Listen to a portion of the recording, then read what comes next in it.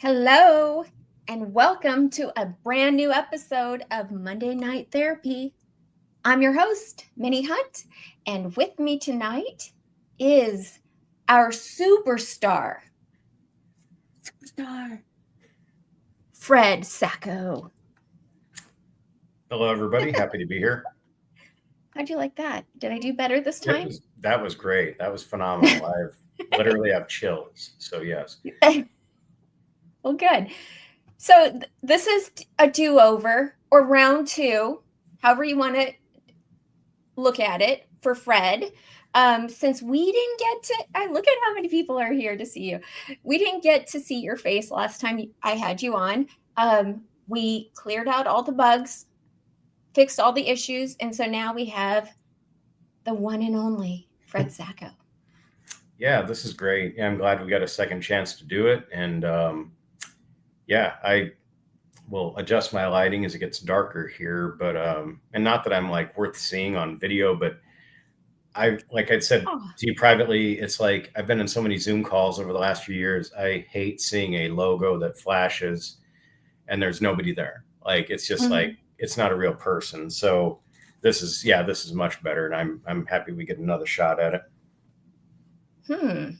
Me too. Okay. There's so many people who are here to say hi. I'm just gonna quickly, hello everybody. Highlander Gun is first. Roger Moore says Greg is making a beer run. He may be a few minutes late. He may or may not be here. Pit Snipe Husker says we'll let it slide this time more. And Justin Raji, go Big Red. Hi, Justin. Pit Snipe, go Big Red. Charles Hullett, gosh, it's hot in Lincoln. How hot is it? I wonder. Oh, Jerry Morrow, that's your buddy, right? Yes. Hey, Fred. And Pit Snipe says, hey. James Boardman says, Fred. I know him. I saw him in real life. I did, yeah. Yeah, we did. Okay. Gosh. Charles Hollett says Fred Sacco rhymes with Ted Lasso. Kind of. Yeah. Mm-hmm. That's kind of a stretch, but we can go with that tonight. I went to UNO. I don't know words or things, so that works, Charles. And then MP 1955. I'm going to let you read this one. Hi, Fred. Mike is now safely home from moist Nashville. Oh, well, good deal. Good. I don't want to know who Mike is and what that's supposed to mean. Mike's a good person. You'd enjoy his company. He lives in Arizona, so he's one of your people. Oh, okay. One of our dry heat landscape. Yep, people. TSD says go Big Red. All right, you guys. Jay Jasinski, go Big Red. Fred. Yes, Jay, another good friend of mine, worked together at UPS, and we were at the Miracle in Missouri together. So 1997. All right. Now, Roger, I don't know how I should take this comment. Graciously? He says, Fred, it's a show now. Okay. It's a show, everybody. Welcome. That's what we needed. We needed Fred to show up. Douglas Cody says, it's cool in Alabama, but it's hot in Nebraska. Damn hot, according to Pit Snipe. Oh, my goodness. All right. So I'm going to do one more. Chuck Day says, I know Fred's secrets. Bidding begins at $500. I know Chuck's, so comment. It's a wash, but we're each other's poison pill. So we're just that's it for him. Look at all this. I love it. Jennifer is here for Fred. Oh, yes. Lifelong friend ever since grade school. Haven't been able to get on for a while, but saw Fred was going to be on and had to put it on. Hey, Kaylee. Glad to see you, Kaylee. Oh, my gosh, you guys. Okay, so how hot is it in Nebraska? It hit like the 80s today, but it was windy, so it wasn't too bad, at least in Omaha, but it depends. Yeah. You guys are weak. I thought Midwesterners were supposed to be tough. We are. I saw your Arizona 100 degrees a few weeks ago. Mm-hmm. It's nothing like ours. Our 100 is a lot tougher than your 100. Let me just. Oh, really? It is. Okay. Yeah. The humidity. Yeah. Maybe you get to your 120 or whatever. Maybe that's bad, but I was like, meh. It was annoying more than it was like painful or uncomfortable. Well, we have annoying heat then. It's annoying dry heat. Yes. Well, you guys, we made it through the NFL draft. As far as I know, one of the most interesting, newsworthy items was this whole thing with Shedeur. I mean, everyone's talking about it. And Fred, you made a prediction last Thursday. What was it? I don't even remember. You said I drink, so. You said Shedeur goes after Ty Robinson. Oh. You also said he'd go in the 3rd round, which he didn't. He went in the 4th. Yeah. And you also had him at the 83rd. No, he actually went in the 5th round. And you had him as the 83rd pick. Well, that was just to agitate Greg because he's a Steelers fan, and that was their pick at the time. And I was hoping he would land there just to ruin his day. I didn't catch that. So, yeah, that was very subtle. I threw it in there. So, yeah. He went 144th, but I was just ecstatic that Ty Robinson went before him. That made me feel like I could die and be fine with the rest of my days, whatever. It was so good for him because his junior year when he said he was going to stay and he played against Iowa and we lost like we always do, but he played like that was his last game here. And I was like, man, that dude, just went crazy. And then to come back and play even better, just was amazing. So it's like, yeah, it's great. And he had a great combine and, shout out to Ruhlman's Steakhouse in Ashland, Nebraska. That's where he had his draft party. We went there a few weeks ago, right around my birthday, and it's a really nice place, fairly new. But yeah, saw some of that on social media. But yeah, it's great that he went. And I don't know enough about the Eagles to say where he's going to land in the, but he could probably be at least a solid backup to start, and then work his way in. I think it's awesome. Yes. Mm-hmm. But more importantly, it feels so good to beat Colorado yet again. Mm-hmm. That just felt so good. They're number one. I remember having this conversation with so many people. Connor Hayden being one of them, from Corncrazed. Mm-hmm. We're buds, but him and I disagreed about the quarterbacks comparison of Dylan Raiola and Shedeur Sanders. And I'm like, the upside of Dylan Raiola is way better than Shedeur Sanders. And he's like, well, he's the best quarterback in the league. This was prior to the season, of course. And he kind of, he showed last season, 2023, that he was a pretty good quarterback. 2024, not so much. I felt like his offensive line didn't help him either. No. We've seen problems like that. Neither did before. Dylan's help him, but the difference just is the maturity. I make fun of Dylan because it's fun, but it's like he's actually a grown-up. He says, he speaks. The rap on Shedeur was that he didn't, present himself like formal, like in a job interview. And I mean, whatever. I don't know how you do an NFL interview, but in the real world, you have to act a certain way, unfortunately, to get a job sometimes, at least say the right things. And you can't really go in just like you own the place. Whereas Dylan is diplomatic, even in games where things weren't awesome. He didn't ever say, oh, my left tackle sucked, or, oh, the other quarterback didn't get a hit on the ground, so that's the difference. And there's a slight pedigree with him, I think, with his family. Granted, Deion's Shedeur's dad, but yeah, I think long-term Dylan has probably more of an upside. And I'm biased, of course, but yeah. I agree. Douglas Cody, I like that comment. He says Dylan is first team All Big Ten this year. You guys. Now, I know the majority of you guys, actually probably all of you, have been Husker fans for longer than moi.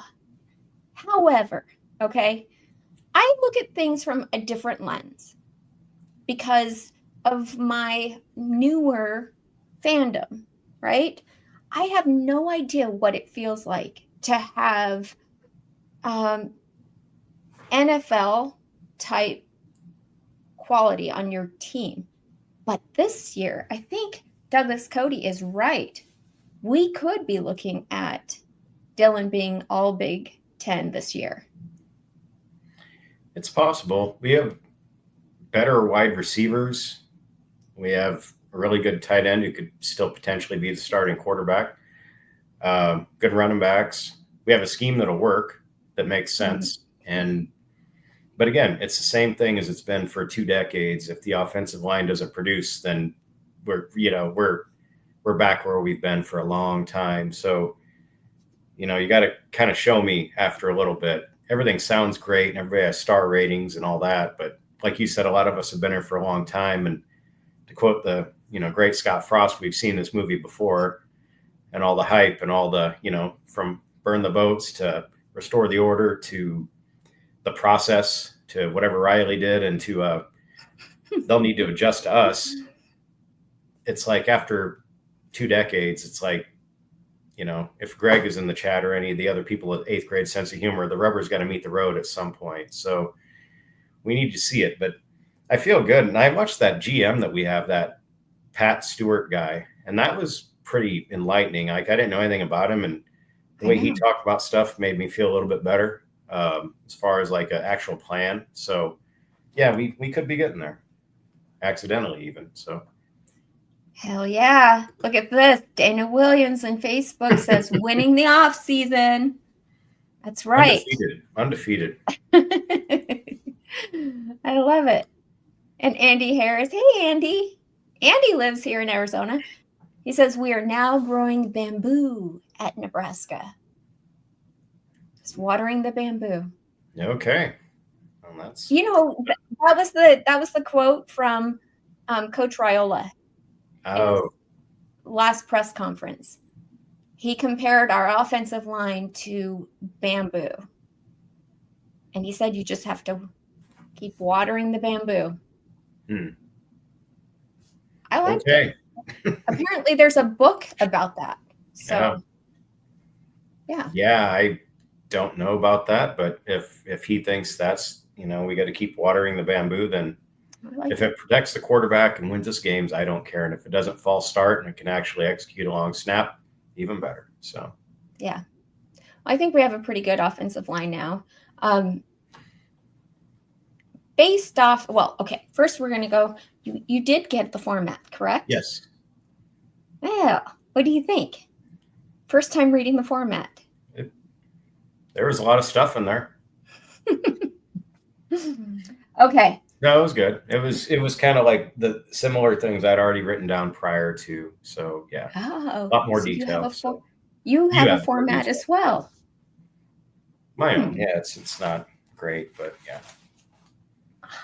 Now, see, I want to see that. Oh, you can't read it. I can barely read it, so we'll figure it out as we go. I like that. Cool. Okay, so I just quickly wanted to go over the first 3 picks of the draft. First pick was Cam Ward, the quarterback that transferred to Miami. He went first to Tennessee. No, that's cool. And it's like a lot of things I'd read. I don't really know much about him, but I saw things. And then a lot of the complaints were the fact that here's that guy getting drafted first. He does the whole thing where he cries after he gets picked, and it's emotional. And they didn't even really cover it because they're busy talking about Shedeur Sanders. Like, that Cam Ward kid is never going to get that opportunity to have his moment. And it's like, you talk about a guy that goes to the Browns and is in a quarterback room with like 8 other guys and they all suck. But it's that brand, and it's like, so that's kind of a bummer for that Miami kid. And that never thought I'd say that about somebody from Miami because fuck them. But yeah, that was kind of a bummer for him. It kind of was. I mean, that's a good point. I didn't look at it like that. Of course, second was Travis Hunter. And his stipulation was that he plays both sides of the ball. It appears that Jacksonville, the Jaguars, are going to let him do that. They love him. That's good. He still doesn't seem physically able to hold up to it all game. It's you ain't in the Pac-12 anymore, the Big 12, the last season for him. So it's like, I don't know. I mean, I guess they're going to roll the dice and just do it, but maybe they want to let him learn the hard way too. He starts getting roughed up on one side of the ball or the other. And I think they probably would maybe throw him at corner instead, but that's just my thought. I know. I think what I liked most about him, I was not a big Travis Hunter fan prior to the draft. I kind of really have it out for anyone from Colorado because of the way they treated us whenever I went to to the game up there. Yep. And also the cockiness. I saw that right away. I just don't go for that. And nobody does. Nobody likes that. Including Travis Hunter. He seemed really too cocky for me. But I did love how excited he was and how just overjoyed. He didn't hold back. I mean, he's dancing. He's so grateful. And that was endearing, I thought. Yeah. No, it seemed genuine, the bits and pieces I saw.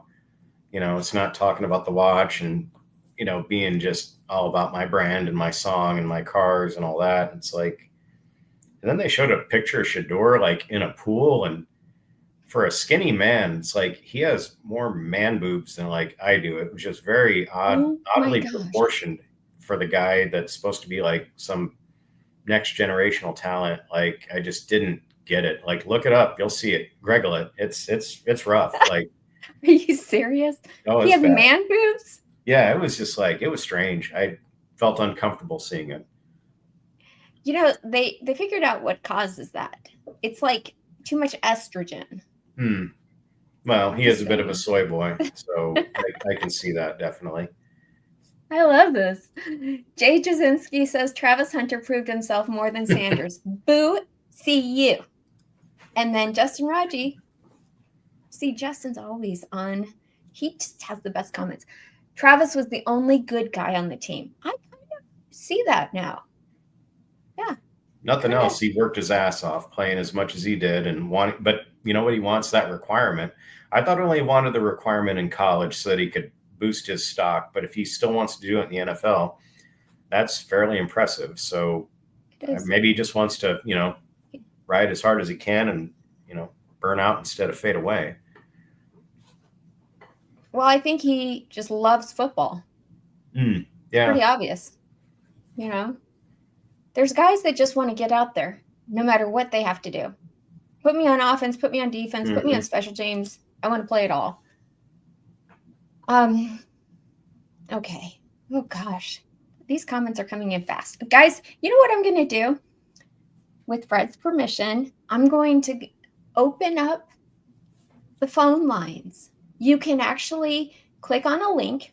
It'll take you into the platform that we use. It's called StreamYard.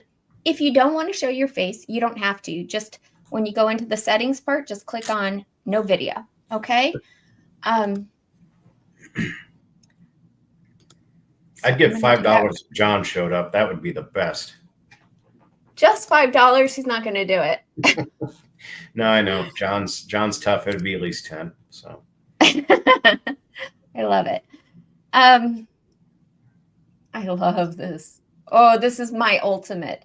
This is I hate anyone getting hurt.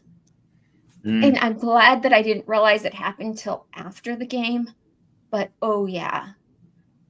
Pit Snipe says Dowdell did Shiloh a favor.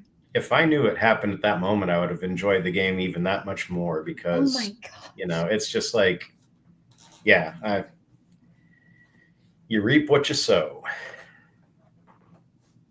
Chuck Day wants to know, can he yell at you like this is his therapy? You do you, Chuck. You do you. Absolutely. He gives you permission. Okay, so Travis Hunter. And then third was Abdul Carter, edge, went to the New York Giants. And I was surprised at how many edge rushers went in the draft.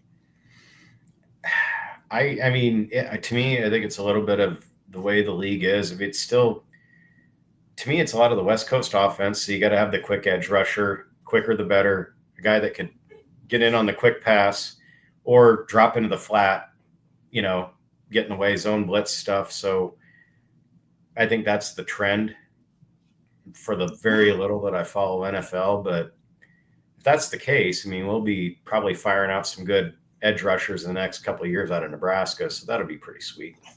Yes. I love that. And Josh Hansen, hello. He joins us from Facebook. He goes, is that Sacco? It is. I know the camera adds 10 pounds. They look even larger than when I met you guys down in Lincoln last year. But yep, it's me. You do not. You look great. And yeah, Josh, you know the shtick. Come on over to YouTube. Yeah, Josh. We don't bite. Get on with the cool kids. Yeah. Okay, so there's this whole thing going around with the Big Ten versus the SEC. How the SEC beat us out this year. I guess we've only beat them out once. They had 79, we had 71 drafts. And, I was looking at the top. Well, I was looking at all of them, actually. All of the teams in the Big Ten had at least a player drafted, except for one. One team did not. Care to guess which one? Anybody? That's us, right? No, we did. We had Ty. We had Thomas Fedoni. I don't know. Signetti's Indiana. They had two, like us. Yes, Tony. Tony got it. Northwestern. Oh. I know. We forget about them, don't we? I never do, because the purge masks and all the showers and the strange things those weirdos do. I'll never forget. Chuck was there. He knows. I yelled at them all at the game a few years ago. Oh my gosh. Well, okay. They just seem to not somebody, if you guys want to argue with me, that's fine. I don't really care. But I don't feel like Northwestern has done much for this conference. Maybe years ago they might have. But what are they doing over there? They had a stretch like in the 90s where they would randomly tie for the conference championship before we were here. One year they were the tri-champions, and we got them in the Alamo Bowl, and then we just killed them, physically destroyed them. And like in 95, they went to the Rose Bowl. They had Darnell Autry, real good running back, and Ellen Fitzgerald was the linebacker back then, the coach that was running the whole purge mask car wash thing. He was the linebacker back in the day. So who knows what they're doing back in the crazy 90s, let alone, current day. But yeah, I mean, still, they have more pedigree in the conference than, say, Maryland and Rutgers. It's like, that to me was like, that was garbage. We added them for basketball and for East Coast TV. But football-wise, Northwestern is just like, they're like a Gonzaga sometimes. When you expect nothing out of them, they'll kind of do okay. And then when they might have a slight expectation, they just suck, but they'll still upset like two people over the course of the season. It's rock fights, like John always used to say. I was really impressed with their interim coach that became their head coach, that David Brum guy. Yeah. Because I felt like that first year when he took over, he was able to get the team to play above their star rating. I don't know, maybe they just had a tougher schedule last year, But They to don't not pull in. even, They don't pull in the players too. I mean, that's the thing. It's like they're based on coaching up what they can get, and so they're never going to spit out dozens of draft picks. They'll have a couple good guys every now and again, but yeah, Tony, that's funny.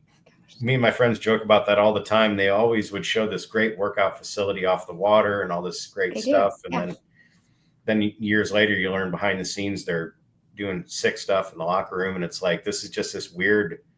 Yeah, it's like ESPN was pushing that building. I felt like the people running production for ESPN was like they were all Northwestern grads because it was this amazing facility, and it's like, yeah, but it's an 11 o'clock game and 30,000 people might show up, maybe. Like, Northwestern they're where they're at, and that's where they belong. Well, he says they're investing. So I guess, if they're investing, that's always a good sign. However, Tony, you'll like this comment. Do you realize Wisconsin also had two players drafted in the draft this season? However, I don't see that happening ever again for them. That's strange for them. But again, I think it's a transitory period from Fickle taking over from what they've had, and changing the scheme and changing kind of the body types of the guys they have. And yeah, got to besmirch them. They do blow. And it's like, yeah, and that's the thing. It's like that bothers me. I don't care about Wisconsin, but it just takes me back to when we've made multiple changes over the years, and they had a thing that worked, and then you change it to just change it. It's like you kind of get what you deserve after that. So Fickle, good for him, but I'm kind of glad it destabilizes them, and it makes that path that much easier because they will be more vulnerable going forward. They will. I'm telling you, I don't think they're going to be very good at all this season. No, and that's fine. Just good for us. It's good for us because guess what? We don't like them. Okay. Oh, Tony, that's a good prediction. The Badgers are going 4-8 this season. I like that. All right. Okay, so Ohio State, of course, they had 14. Second was Oregon at 10. Michigan had 7 players drafted. Then, I know you have access to this, but would you ever guess who was next after Michigan? No. With the next most players? Maryland had 6, guys. Maryland. They randomly get a few guys. Like it's strange, and they were okay for a little bit, and people have seemed to think they were going to do better the last couple of years. And yeah, that is an odd thing because again, they're not what I would consider a power. Not that we're a power, but like, who wants to go to Maryland and play football? Like, their coach is good. He's a cool guy, I guess, but it's like, Mm-hmm. And then Penn State's after them, which I was surprised at that because I would have picked Penn State to go, have more. Then UCLA, both Penn State, UCLA, and Iowa all had 5. USC, Minnesota, Rutgers all had 3. And then we get into the 2s. Welcome to the 2s, Nebraska. But hey, it's better than none, which is where we were last season. Yeah, it's going to take time for what Rule's doing to take hold. So it's, exactly. And in many aspects, he's made chicken salad out of chicken shit as far as what we've had for a line. And, it's Matt. Hey, Matt. But yeah, I'll give credit where it's due. He's made the best out of what he could. His first year, we had all the running backs got hurt and all the wide receivers got hurt, and the last year it was like we just were depleted in different spots. The line went down. It was, so we're getting there. And I think as the training, and God forbid we can keep people and they don't transfer and leave, we'll be, spitting out more NFL people. That's a good point. Yeah. we haven't, I was looking at our drafts, like what we've had over the last decade, and none of them, zero, have been 5 stars. That means we have not been getting top talent. No, and it's difficult with all the transition and the way each coach tries to pull in different people. Frost was just trying to get every kid he could from Florida. Rules kind of taking a more global approach. And then the game has changed multiple times in the last handful of years. So it's like there are so many different moving pieces. It's going to be difficult to have your culture take root and start building. And that's why, we need to stick with who we have and just get this thing going instead of continually turning and burning and new regime, new thing. And then we start all over again. It's just, that's where everybody else is going, but we have to finally stay the course unless Rule just completely shits the bed. Don't say that. Oh my gosh. But, the thing I love about Rule is he actually did what Douglas Cody said. Rule actually gave the credit to Scott Frost for the 2. It's true. I love that. I think that is just really mature. Got those people here, and, we continue to build them. So, yeah, no, it's. Yep. Ken E says Frost could spot talent. That was his. Yeah, he could. He could have. Nope. We're not going there. You're right, though, Ken. Oh my gosh. All right, you guys, are we seriously not going to call in? I'm going to put it in one more time. Somebody get brave. I'm going to drop for a quick second on my camera because I got to turn on a light so you don't just see this. Okay. 1 second. All right, that's cool. All right, so at least we're not in the ones. That would be Michigan State, Purdue, Illinois, you guys, and Washington. So they all had one player drafted. We got to see, like I said, some action in the 4th and 7th rounds. Ty Robinson, our defensive lineman, was the 111th pick in the 2020, would it be the 2020? Yeah, it was 2025 NFL draft. He went to the Philadelphia Eagles to be with his buddy, Cam Jurgens, who he was a year behind. And he said, I just kind of kept joking with him, saying whenever he'd see Cam come into Nebraska and train, make sure you put a good word in for me when you get back. And he's like, oh, trust me, I am. So I'm super excited to be back playing with him and going against him every day. I love that. No, that's cool. And you kind of like it when guys get on the same team and they can, and Jurgens, again, that's a guy that none of us thought he would turn into what he did. I know. Getting out of here and getting actual coaching. It was just, look at him now. So, that's another thing. Robinson wasn't getting it here, but think about what they could possibly turn him into once he lands with the Eagles and gets in their program. I wasn't paying attention close enough back then. I don't know. Was it Scott Frost who decided, okay, you're going from tight end to center? I think that's what it was. I honestly don't remember either. And I just remember there was a couple of years where every time you were in some form of shotgun, you didn't know what was going to happen. Like it was brutal. It was, and then you snap into quarterback, so you don't know what they're going to do. So it was very exciting, and I'm glad it's over. So, yeah. Yeah. Okay. Well, so that happened, and we're all so excited about that. And I'm doubly excited because Ty's actually from Arizona. That's true. It is. And did you stalk him as well, or was that like before your time? I did not stalk him. I'm kind of ashamed to say. I should have this whole time. Okay, so Thomas Fidone also went 219th in the 7th round to the New York Giants. That's cool for him. I'm happy for him. I mean, his grandma and his dad probably bullied the Giants into taking him, but it's like it was good for him, the fact that for all the promise that he had and then the injuries, and Carricker was saying the same thing. You get 2 knee injuries, and you try and come back, and he's playing tight end. And then last year we did not use him the right way.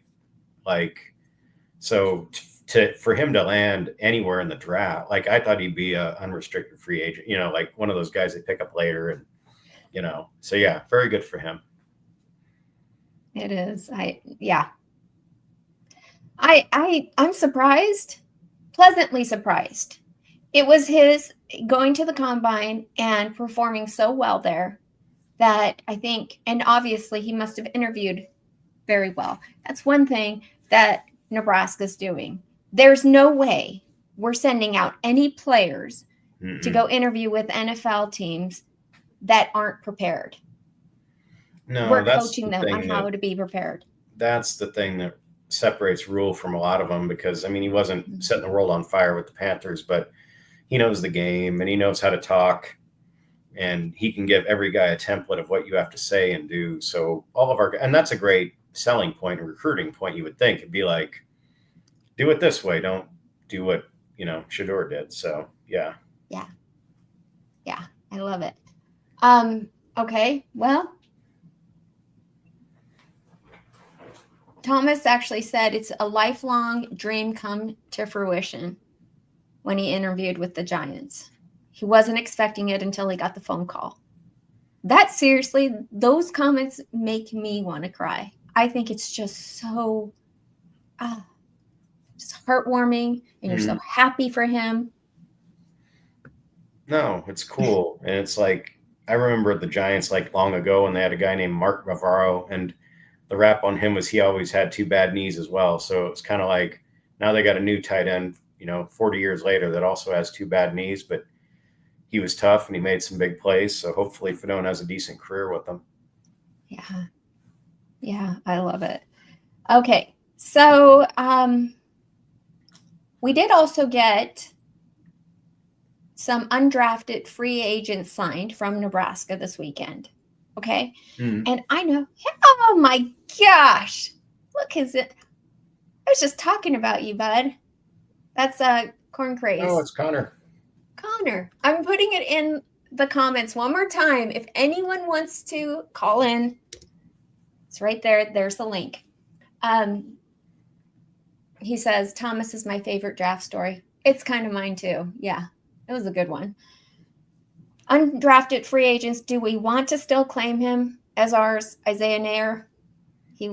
I'd take everybody but Nair, just because, can't catch the ball at any meaningful time ever. But whatever. Once a Husker, always a Husker, blah, blah, blah. I mean, I was happy for the center, the kid from Arizona State, and we got him as a transfer. I forget his name, but he was Ben Scott. Yeah, he was like one of the solid people we've had on the line for a long time. So that was good for him.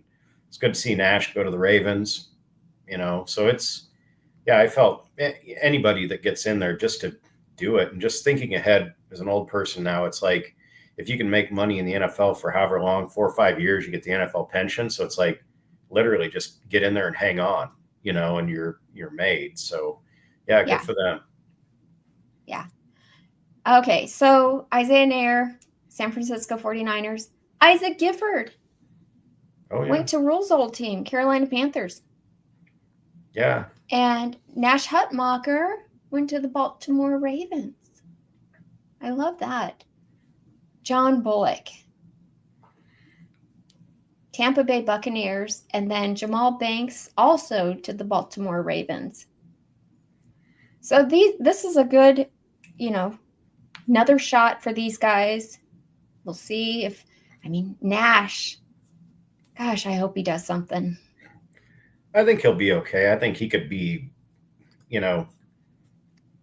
they throw him in different I don't know what the Ravens even run anymore, but it's like they could make use of him.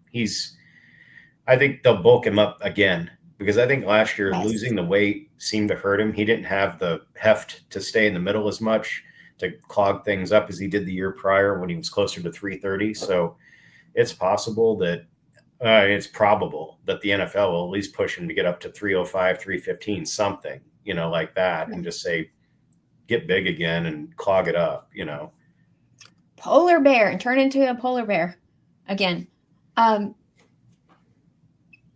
He got double teamed a lot though this past season. I mean, that kind of didn't help either. So. No, I mean, it didn't. But again, he gets double teamed, and Robinson gets, some of the glory. Yeah, it kind of works that way.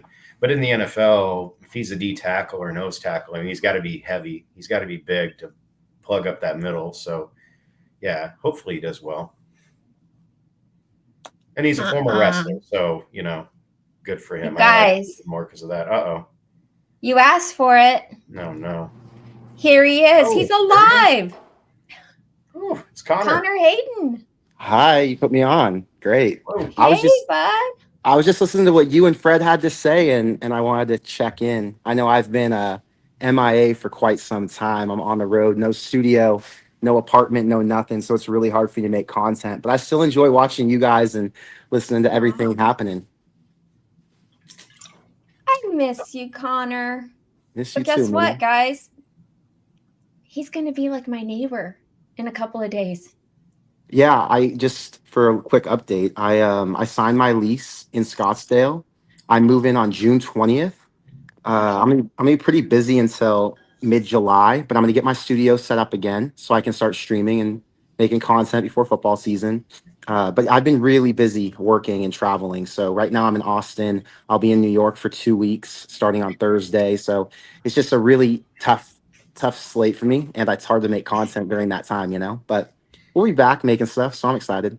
No, that's cool. I mean, and are you guys going to try and get on the same chain gang? Like if we get a good player down in Arizona and you guys could each on either end of the sticks kind of a thing, run it out there and scare the kid? The thing is, Minnie's such a crazy fan. We can send her off and they'll be confused. They're like, who is this crazy lady? Because, Minnie's very friendly with coaches and fans. Like she'll be talking to them. We went to the Colorado game a couple years ago and Deshaun Singleton's family was walking past and Minnie ran over talking to his mom. And then she stopped for Gabe Irvin's mom. And yeah, Minnie's very friendly. So we'll put her on patrol. I know that there's some Nebraska watch bars over there. So I'll be going to those on game days for sure. Meet some other Nebraska fans. But yeah, it'll be great. I'm really optimistic. I'm not going to lie. Like after seeing all the draft stuff, it's like, wow, Nebraska's got some players in there. And then you're looking at this team coming up and there's just a lot to be excited about. So I've taken my time off from making content, but that doesn't mean I'm not optimistic. We miss you, obviously. Yeah, no, I've gotten some messages. I feel bad. It's like, man, I built this whole brand and everyone's kind of counting on me to make content and I disappear, but I got to do what I got to do. I'm in a growing phase of my life. It's fair. Hey, and you'll be back in plenty of time for the season. So yeah, we got a lot to talk about once we get there. What topic were you guys on before I interrupted you? Because I didn't want to throw the vibes off too much. You aren't. Well, now we're talking about, I don't know, good news, bad news? The portal news, transfer portal news. We found out that Grant Seagram and Nico Ottomanelli both entered the transfer portal today. Yeah, the Nico one, you thought he might have a chance, but obviously you got some other kickers in that room. And then Seagren, I don't know where he was on the list. Did he play in the bowl game? I didn't see. I don't. Well, you know what? I barely remember hearing the name. So yeah. So any of that attrition, it's just got to happen. Is what it is. I think the one thing that was kind of surprising today was seeing that Shamar Brown went to Cal, right? Not Miami or Nebraska. Oh, he did. We haven't got there yet. I didn't know. Oh, we didn't get there yet. I'm sorry. I didn't want to spoil it for you guys. It's okay. There you go. The cat's out of the bag. Yeah. So that one was a surprise. All places. I really thought Nebraska would make a harder push because after they lost Dowdell, who was so productive in big moments, like at the goal line and in spots where they could really use that type of back, it was like, man, if they could replace him with somebody who has that build, since I don't really know what Ives is going to be able to do as a physical runner. Yeah, I would have thought they would have made a push, but apparently they weren't as interested. Not as interested as Cal was. I just don't see the allure for Cal. Like, I know. Why? Like, you're not. Well, I could tell you if I'm a player, right, and why I would go to Cal right now. They just lost all their running backs. Oh, well, So there you go. it's a guarantee that I am their number one. And they have NIL money to spend because whatever their NIL budget is, they don't have any players. So who are they paying? So if you've got to go and get a guy who just won that Jerry Rice Award at FCS, you're willing to spend something on him. And you're competing against schools like Nebraska and Miami. You've got to put something formidable on the table. So if he got a real offer, he's like, man, I got real money. I get to be the face of this offense, essentially. I get to be here for a few years. And it probably fits his skill set. They probably are going to do what they have to do to build around a running back like that. Since I'm not sure what their identity is with no Fernando Mendoza and Isaiah Hunter, and then obviously Jaden Ott left. So interesting times, but what will Nebraska do at running back? That's my big question. We all said there's no way that Holgerson's going to come in here and Nebraska's going to become this pass-happy air raid offense. But at the same time, what weapons does he have at running back that we can see consistently pound it, right? Emmett is he's not a pounded type of guy. He's a receiving back. He's a third down guy, and he's good, but he's not the guy you hand it off to over and over up the middle, like we saw them do with Dowdell a few times. And so is Quentin Ives that back? Is it somebody else? It's yet to be seen. And I think that's the biggest question mark going into fall camp, at least for me, watching from the outside. Did you watch any of the Husker games this weekend? I watched the clips. Yeah, I was pretty entertained. It was funny seeing some of it. I saw the Dylan Raiola throw, which I thought was awesome. Minnie, I don't know if I told you, I bet big on Dylan Raiola this year. I bought a card, an autographed card with Julian Sayin and Dylan Raiola on it. Okay, and I bought it for like $400. My bet is that those guys are both going to perform. Right, I bought it back 3-4 months ago, so no one knew if Dylan was going to stick with Nebraska at that point. They didn't know if Julian Sayin would for sure be the starter at Ohio State. So now it's obviously come out that Julian's looking like he's going to be the starter. Dylan is looking more improved, and all the reports out of fall or out of spring ball have been good. So I'm thinking, man, maybe that card doubles, triples in value for me. But oh my gosh, I'm that would be optimistic. so cool. I'm a big believer in Dylan, especially after that. And then it's just everything you see coming out of spring. Dylan seems like a polished leader, and that 1 year under his belt's going to really help him to thrive. So I'm pumped up. Look at this, you guys. We're all like putting it out there in the universe. All this positivity.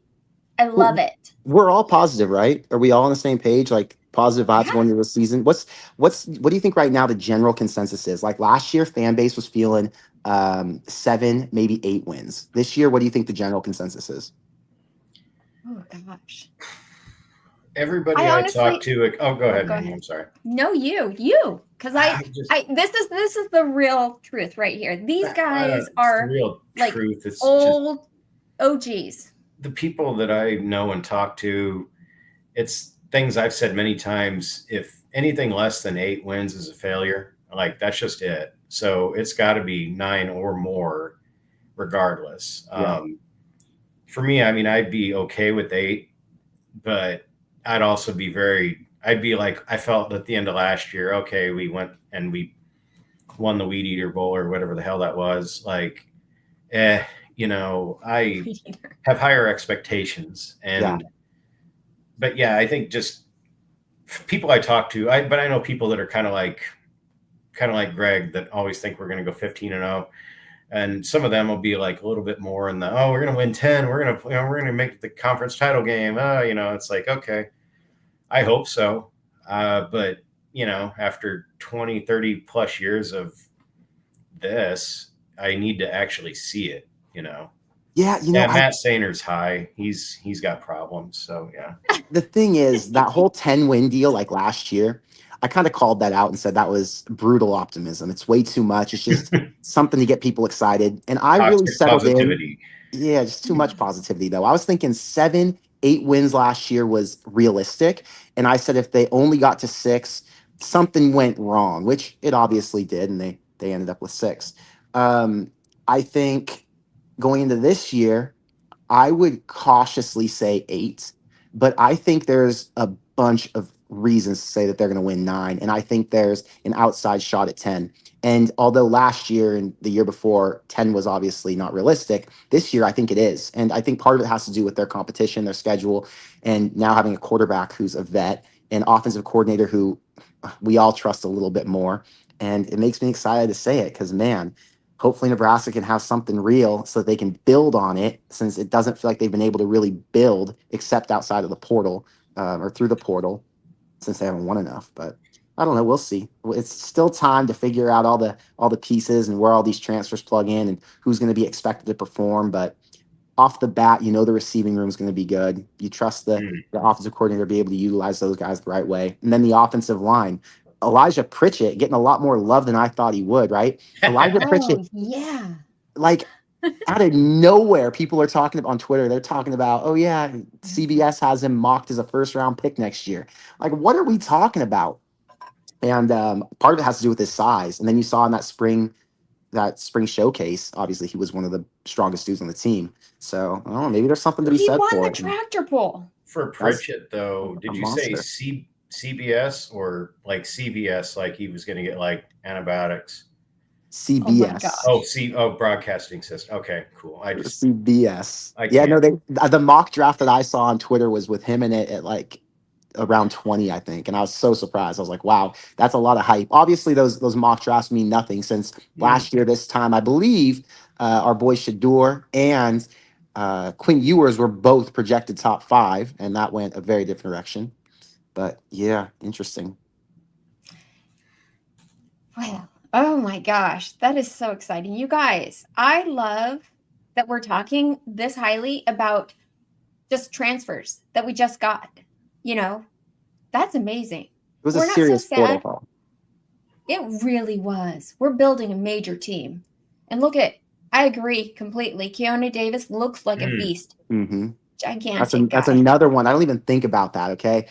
I'm not even thinking about the young guys who came in over the last 2 years who are now being developed and put into positions to be serious contributors. It's like, damn, there are guys on this team who aren't even being talked about in that way because we haven't seen them prove it yet. They're young, and why would they be talked about in that way? But there's always somebody who just pops up out of nowhere, it feels like, and they take over. So, I mean, even last year, true freshmen were doing it. Ja'Cory Barney was the fastest guy on the team. Did he win that race? Is that what it said? He was the fastest guy. Yeah. They did defense. They did the defensive guys, and then they did the offensive guys, and then they combined the guys that won. Okay. And he beat out everyone. Wow, that's a Davis looked fast too when he ran, though. Like for his, that was rather frightening if that's chasing you down. Like there was a video of it. I didn't see a video. There was. Yeah, I saw clips on Huskers Illustrated and just random. They didn't show every last heat, but they showed a few of them, and Davis is super fast for that size. Looked like the Terminator. So. Wow. Well, it's exciting. I'm pumped up. They had, so here, I don't know. Hopefully, going forward, we'll get this draft situation straightened out. And there won't be that worry that, we're going to get players stolen from us that we showcase. So they did the red and black game instead of the red and white game. It was like, they had the coolest jerseys, those black jerseys with the black shirts on the sleeve. I saw that was freaking awesome. Yeah. I want one of those jerseys, like, please. And so they had, the backup quarterbacks, TJ Lateef, Luke Longville. Yep. But the most impressive guy, in my mind, was Marcus Davila. From Purdue. He is big. He's built like NFL quarterbacks. Yeah. He throws it quickly too. He gets rid of it very quickly. So he'll compete for number 2. I think so. I really think so. I think he's a redshirt freshman. Over Gramstad. Gramstad's the general on the field or whatever, but no. Well, Gramstad comes in with experience, right? But if you're talking about the guy who gives Nebraska the best chance to win, it might be Davila. Yeah. I think so. It's just nice they have another quarterback who is going to match Dylan in some way, so you don't have this drop off, or you don't have to change up the plays or the offense. Like Dylan goes down and somebody else has to come in. You have a QB who matches that, and they can just run the same system. I think that's a really positive deal. Whereas last year with Harburg, if something would have happened to Dylan, Harburg came in and the offense has to shift a little bit. It was so awesome. That I I was pleasantly surprised at seeing that. Just watching him with what it was the quarterback shootout. I had to look it up. I'm like, who is number 16? Oh my gosh. I saw the pictures too, and I was surprised. I was like, okay, that guy looks awesome. I saw him come out of a tunnel actually, and he was taller than most of the guys around him. Yeah. He's nice size. Okay, we're not going to get Dylan, so Minnie enjoyed that. Yes. Hey, you know what? Dylan said he's in the best shape of his life. Okay. Well, yeah, he's coming into a second year of college. I would hope he is. I would hope the freshman 15 is gone by now. Good Lord. Yeah, he refined himself. He knows what he's got to do. The training staff understands what the goal is, so he should be at peak level right now. Yeah, he's got to be training to be the number 1 pick in 2 years. He better get ready. Yeah. No kidding. James Boardman with some knowledge here. Holgerson was recruiting Davila at Houston. Did not know that. I think I remember seeing that when it first came out that he was coming to Nebraska, that he had that tie, which is interesting because if he matches what Holgerson's looking for, then it should bode well for him to be backup. It's crazy. Like at other places, no one's really talking or considering the backup quarterback situation. But the reality is, if you're talking about a team making a serious run and playing 15 games or whatever it is throughout a season, and we did see Dylan go down for 1 game last year. He got hurt in that UCLA game, and there were question marks going into USC. We thought he might not even play. Then it's super important to know who your backup is and to hope that he's prepared and ready to go. Even look at Indiana last year. Nebraska hurt Curtis Rourke, and then what's his name? Taven Jackson had to come in, and Taven Jackson played really well. So you would hope Nebraska can get that same productivity out of their backup. Oh yeah. Matt Sainer says, once again, the Husker Kool-Aid tastes great in April. Then when it's fall, that shit sucks. Look, really? Look. I'll be texting you in the fall about October. If we fall apart, I'll be Here's the thing. We talked about what could go wrong last year, and we said, Satterfield was kind of a red flag. Before the season, I think that was general consensus. We were all concerned. Why didn't Rule make a change on offense? Because the offense was held back. And I defended Rule to the death, and I said, look, you got to give Sat a fair shake. You got to let him get 1 full season under the belt with Raiola now. The quarterback situation was a mess before. Obviously, I was wrong. But this year, what is it? What do you point to where you're like, I don't know that area or that unit is going to be fixed going forward. Originally, we could have said it was special teams. I think general consensus, again, is we're very confident in special teams going forward, okay? So it's not special teams, I don't think. Is it defense? Is it the defensive line? Is it the running back room and not knowing if Nebraska is going to be a one-dimensional offense? Is it the QB receiver connection because there are some unknowns now that you have 2 new starting receivers? I don't know what it is. And because I can't pinpoint it, I'm not going to make the comment that Matt made and say that I think that we're getting too hyped up early and it's all going to come crashing down in October. I don't think that I need to make that comment. I think we're going to see more consistency throughout the season. I do too. I think he has done everything he possibly can to fix any area that needed tweaking. We have 2 guys that are the GMs, basically, that are handling all of that.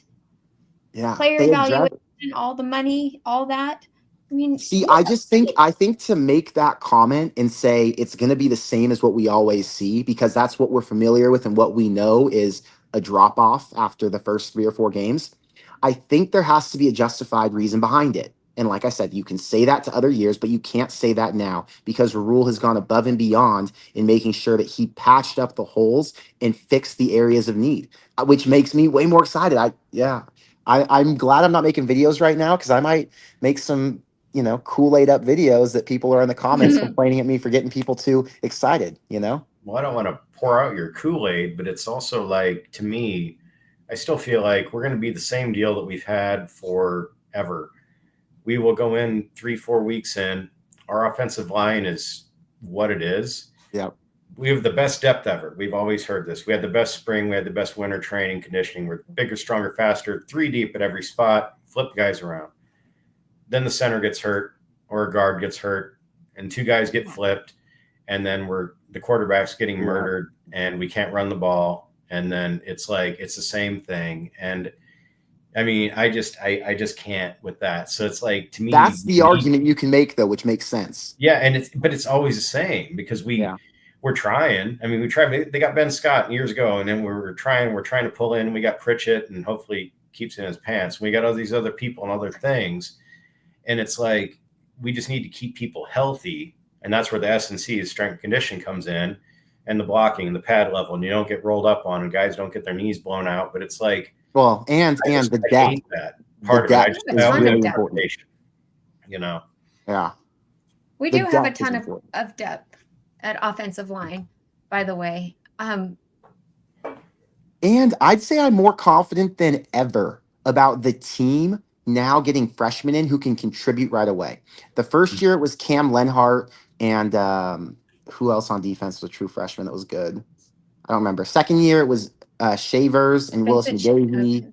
Yeah. So you're now seeing there are guys who can come in and contribute right away, and they're actually getting guys who fit the system. Whereas before, I'm not sure that they had stud true freshmen. You had one-off stories like Wandale or Adrian Martinez, but to get a 3-star guy and turn him into a starter out the gate was like, wow, that's crazy. That's what we were saying before. Ja'Cory Barney, that's another one, 3-star. Vincent Shavers, 3-star. Wait, yeah, I think Vincent was a 3. Maybe he was a 4. I don't know what James Williams was, but I mean, 2. He was a 2-star. I mean, he was good for his, what we used him at, so that was pretty sweet. And then he was coached up, went away and became a dick. Yeah. But it's like, so yeah, that's what's great about the staff is they can coach guys up and turn them into something versus just, okay, he's a 3-star and just go. Yeah, definitely. If you look at the draft, though, you guys, we haven't had a lineman like drafted in the first or second, even third round in years. So we are due. It is coming to fruition. What you guys were all naming just now, all the players you were naming, those guys are going to go. When they get ready for the draft, they're all going to be drafted pretty high. Well, even like a Prince Wilumon-Mielen. I saw him getting super high accolades. Like he's going to be a draft pick that's up there. And yeah, Nebraska obviously lost him, but that shows that Rule knows how to spot talent, So I think some of these guys who are young and getting developed, they're going to end up being studs. So yeah. Roger has a question that I just saw pop up on the screen. I'm going to answer that for him. So he says, do I have any thoughts about going to real turf? I thought Nebraska was going to grass. They're already on turf.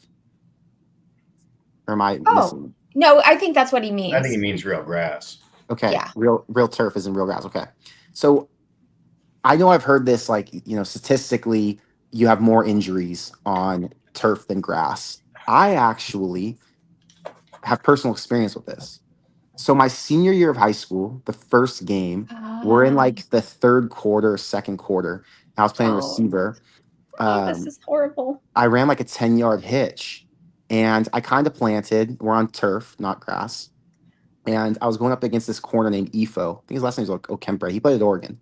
And the guy pushed me in like kind of an awkward way, and my foot got stuck in the turf. My knee popped. ACL done. First game of my senior season. So tore my ACL on turf. And I remember my dad making a comment like, damn, like I hate turf. You've got to play on grass kind of thing. So then 2 years goes by, knee heals. I'm in college, and we're doing spring ball. And the grass was kind of messed up. Like it was wet outside or whatever. So it had kind of divots and holes in it from the mud. And I tore the same exact ACL because the grass wasn't perfectly kept since it was a little bit muddy and wet outside. Anyway, so I tore my ACL on both. So I was like, is it really the grass or the turf, or is it just bad luck? Statistically, obviously, you got to go with the grass. So I think it's a great thing they're doing, and I think that Nebraska fans have wanted that for a long time because you'd rather go with what's the safest. But for my own personal experience, I got screwed on both of them, so I didn't care where I played. I liked playing on turf because it just felt smoother and more consistent. But obviously, grass has its own benefits. So I think, in general, it's probably better than Nebraska's going to grass. And I think it'll be cool to see a grass field, and it'll look more natural, Didn't you also have your collarbone broken in a game? I've gone through it. I've broke my collarbone. I've got a plate in here with screws, like 12 screws. Oh my God. I tore my labrum. I had to have surgery on that. Yeah, I've done all kinds of stuff. I played football for a long time, so I got jammed up all the way from like when I was a freshman in high school to 6 years after. I'm so glad I don't have any sons. Yeah, I mean, you don't have to see all the crazy scars. So you'll have your own issues with daughters. Don't worry. They each carry their own baggage. Gosh, thanks, Connor. Oh my I just don't want you to gosh. think you're out of the weeds. I want you to know there's always something coming. You already told me stories. You got a teenage daughter. You know how it goes. It's true. I do. Okay. All right. So then they had also, guys, the long snapper showdown. No team in college football history has ever had a long snapper showdown. I guarantee that. But I we think did. that's probably true. A long snapper showdown is awesome. So what happened in the long snapper showdown? You know, it was really cool. You had to just basically, okay, there are two guys. We had Aiden Fledgy and Kevin Galick, the new guy from New Hampshire, right? Mm-hmm. They're getting down and they have to go along a row of balls that are set up for them and just go one right after the other. They're shooting their ball through their legs, obviously. Why are you pretending the long snap? What is wrong with you? This sounds like stuff that happened at Northwestern, the way you're describing it. I'm just going to say. No, it was good. I'm telling you. Just one right after the other and had to hit a target. Okay.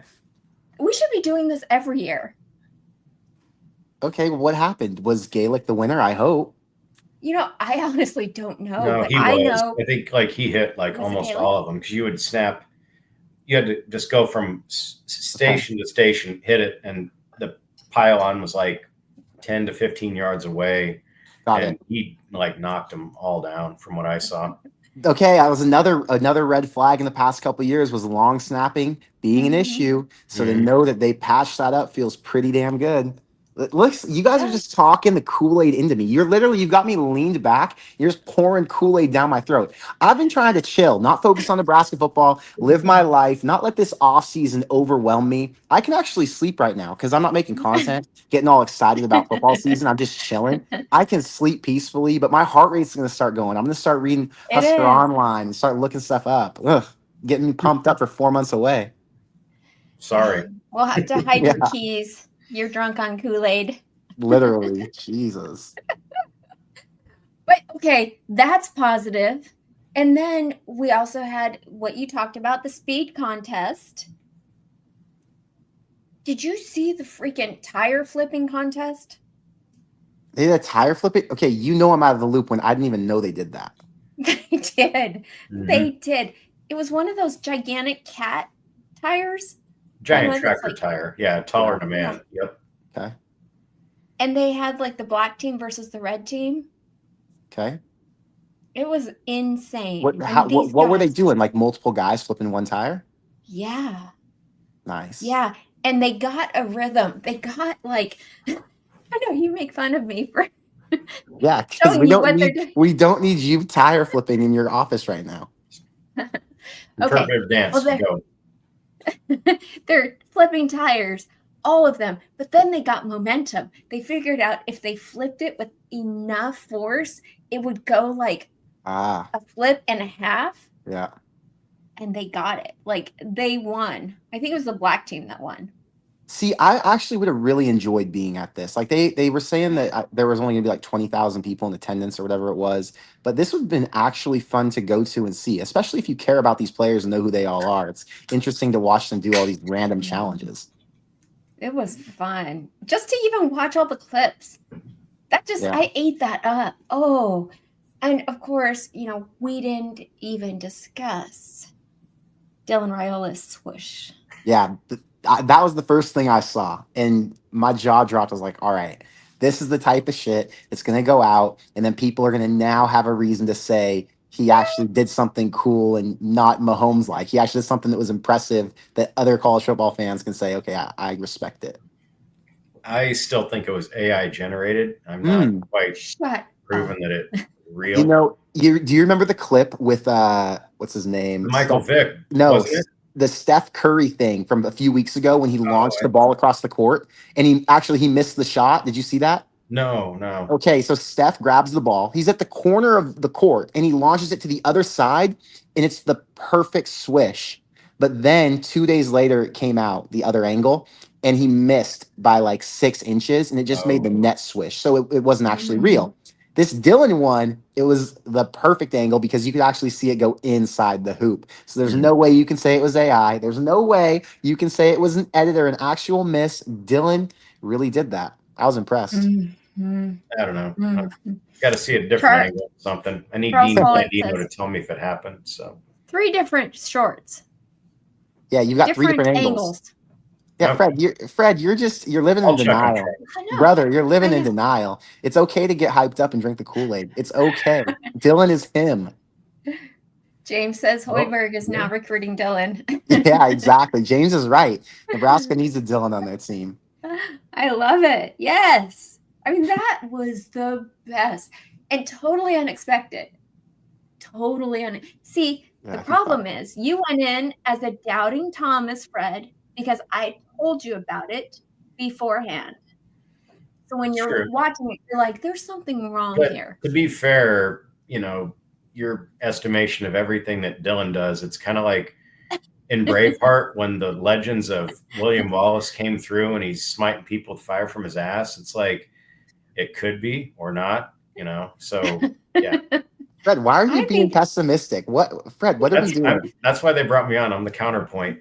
Clearly, you're the one trying to make us not get drunk tonight. I'm trying to just help everybody, stay level-headed. Ease into the season, just not right. Yeah. Okay. That's good. I guess we need a little bit of that. 100%. When you look at all the comments on Twitter and all the hype, we do need someone to bring us back down to reality. When I do that, people get pissed off at me, by the way. They say I'm being a hater. Hey, look who's joining us, Greg. He calls you the voice of reason. Craig. Really, Greg? Hey, Craig. Was that necessary? To you.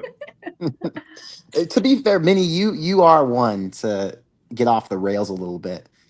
What are you saying? Fred, am I wrong? No, you were correct. And a little bit is kind of like, I don't know.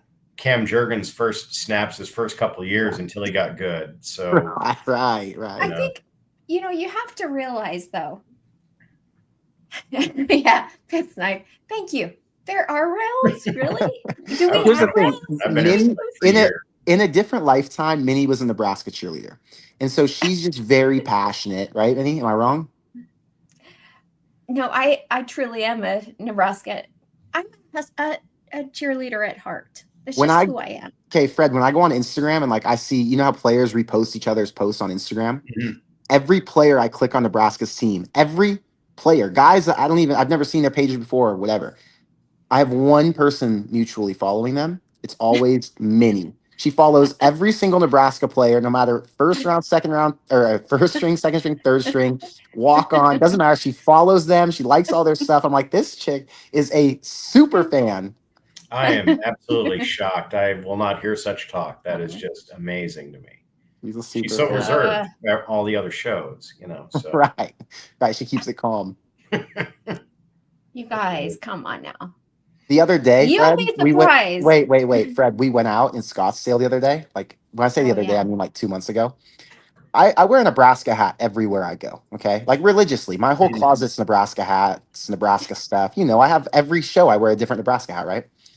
So I wear Nebraska, but it's a small homage. It's like a small token of my love for the team.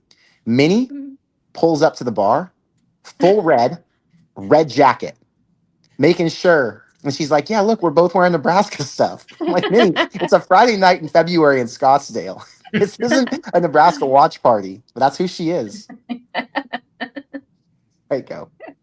It's true. We need that type of fan too. That's good. Mm-hmm. It's all good. Mm-hmm.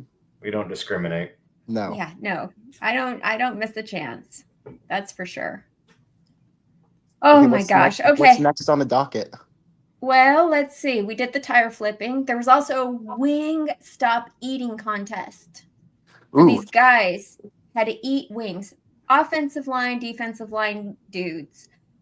And I don't know who won, but they were describing the best way to eat a wing quickly. Do you know how? I'm not a big You might know. Do you know how to eat a wing? Why would Fred know? Describe it. Just guessing. Describe it, Minnie. I want to hear you say the words.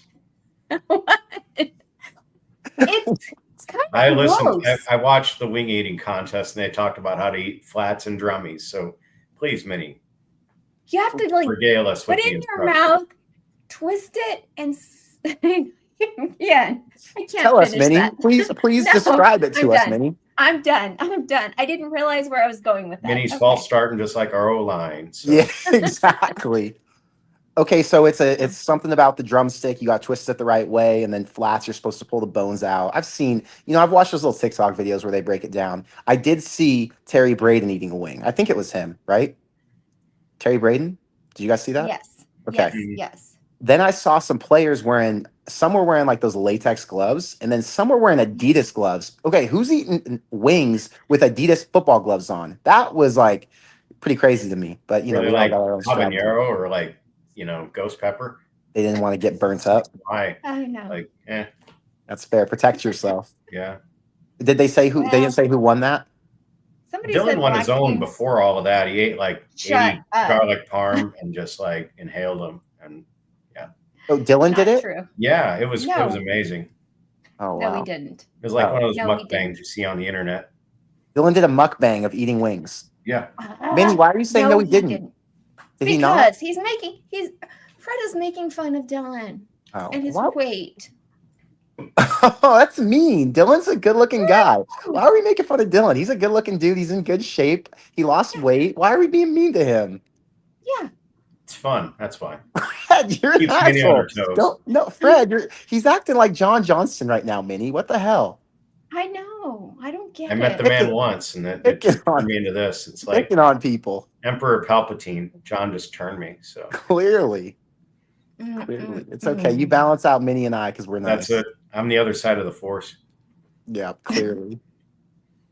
So, yeah. Then we have what's next. Trae Taylor going to announce the school that he chooses, the 4-star quarterback, on May 1st.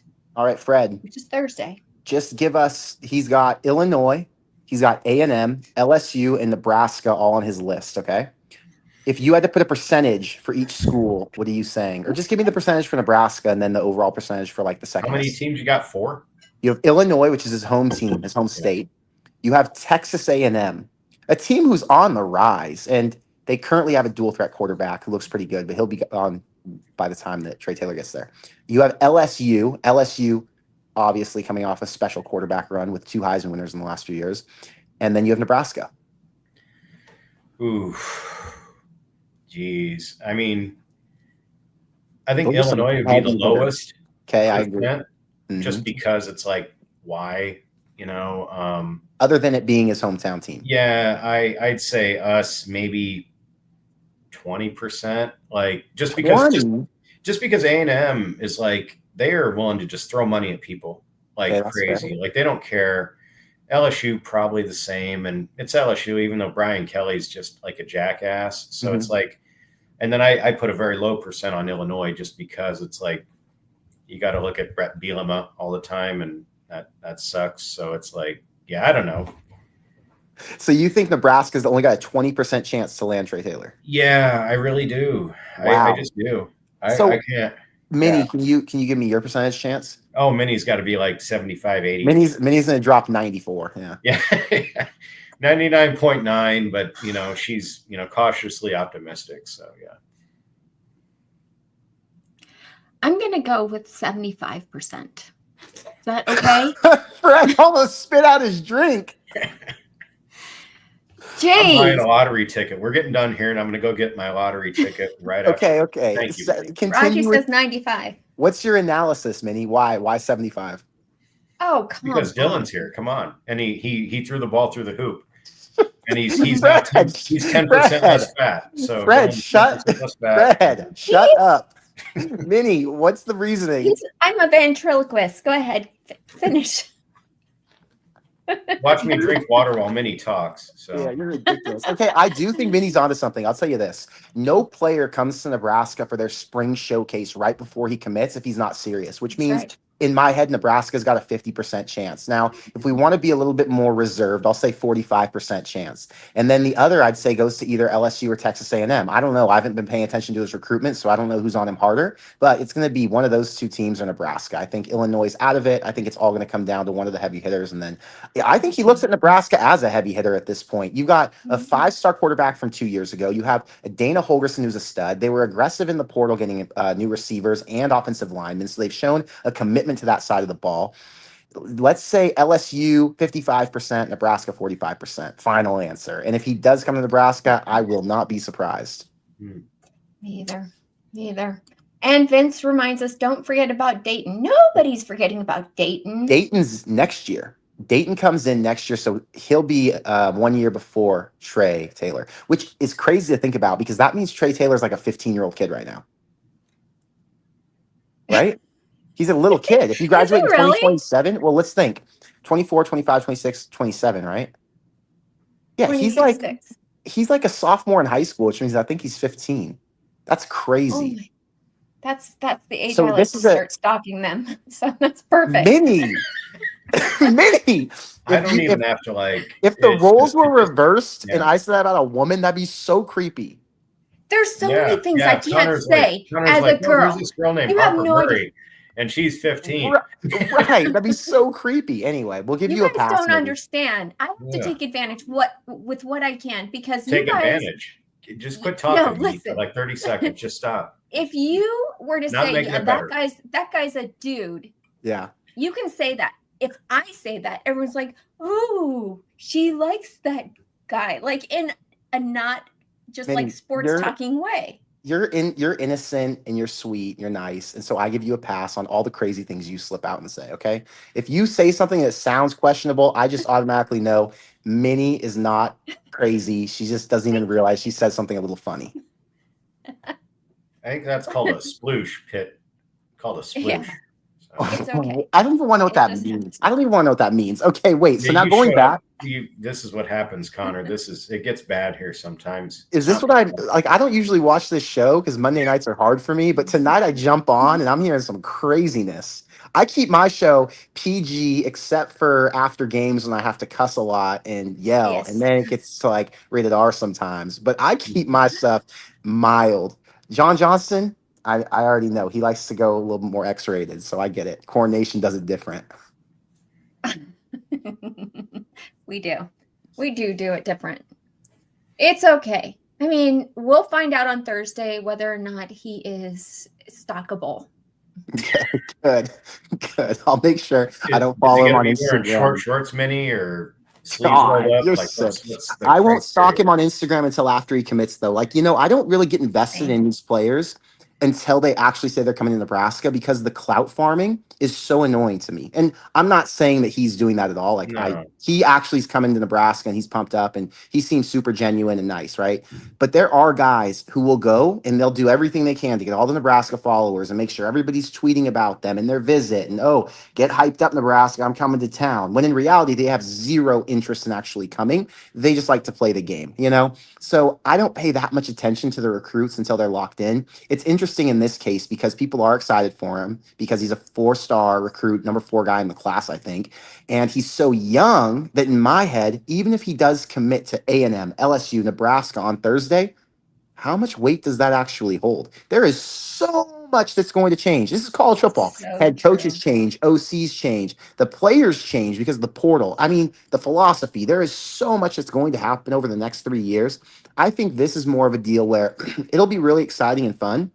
But again, I won't get that invested in him as a player until we get a bit closer. I mean, even with TJ Lateef, I thought he was going to flip. I was like, man, he got excited. He got excited and pumped up early, but will that last until signing day? Miracle it did. But and that's why today's climate with the signing days, like you just don't, I mean, it means even less. Like it used, and I remember the hat switch thing and it was like, that was the big deal back then. And it's like now, oh yeah, I'm coming. How many different places was Dylan?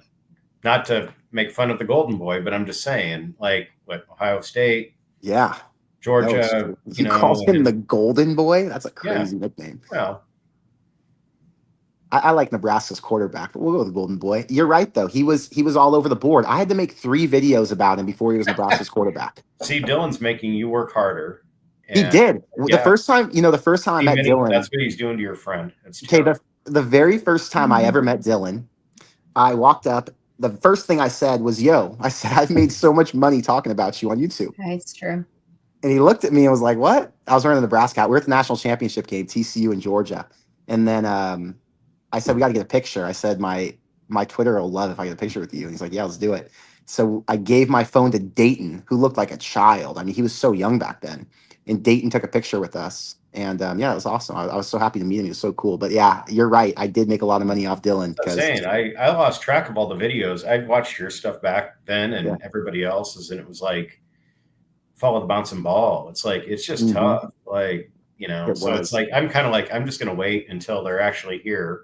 And then they portal away. But it's like, and then they portal away. Look, you're getting pessimistic again, John. You're literally acting like a John Johnson. You can call him John. Yes, keeping you on Earth. do that. Keeping you on the Earth. So. But really look back, Fred, at the day when we found out, because I made a video and I said Dylan Raiola is going to be Nebraska's next quarterback, and I didn't break it, but I was within the first hour of finding that out, right? And so my videos was one of the first ones talking about it. And because I had inside information back then. So everybody's in my comments. No, it's not happening. It's not, you're getting excited over all these little signs and you're trying to piece things together, but no, it's not a done deal until he signs, blah, blah, blah. But the joy I felt even before he was signed, because I knew he was actually going to come, after all the drama and all the headache that we went through for 3 years, not knowing if he'd come or wouldn't, it was so relieving. And it made me feel so good. Like, this is the moment where Matt Rule proves that he's the coach we thought he was, and he's really about to turn things around, especially in recruiting. Good times. Yeah. Good times. Fred wasn't a believer until signing day, but no, I and I'm sure I watched your video and a half a dozen others, and I was just like, okay, yeah. No, like to believe it, but awesome. Got to see him and actually watch him play. So yeah, no, I get it. Fun fact: his first commitment video I was a part of, and then they edited the commitment video. They wanted to make changes. They didn't want any media personalities in this. They cut it. But his first commitment video that I was in was sick. I know. It was like a Connor has a lot of good secrets that maybe we can get out of him tonight. I have to go to bed. I have to go to bed soon. Otherwise, I would go into my secrets. I do have good stories to tell. Secrets. Husker secrets. Yeah, I tell a bunch of them. I tell stories. Yeah. I think I've told Frost stories and stuff. I have funny ones. Yeah. Well, okay. So you guys, we're gonna have to end this, but you're gonna have to come back, Connor. Mm-hmm. You will come back, won't you? Yeah. Of course. Yeah, every time on YouTube when you're live and I see it, I always jump in and I comment in the chat for engagement. Always. Thank you, Connor. Yeah, I'm a big fan of Corn Nation. Fred, I love having both of you guys here, a part of this, because you guys, honestly, you're part of the reason why I'm a fan. Both of you, actually. I'm sorry. So thank you. No, don't be sorry. I love you guys. And I love this community that we've built. So for all of us at Corn Nation, I just want to say thank you. And we will see you next week. And go Big Red, right? Go Big Red. Hey, Fred, it was nice to talk to you. Yeah. Great meeting you too, Connor. Excellent. So, Minnie, call me after. I will. Okay. All right.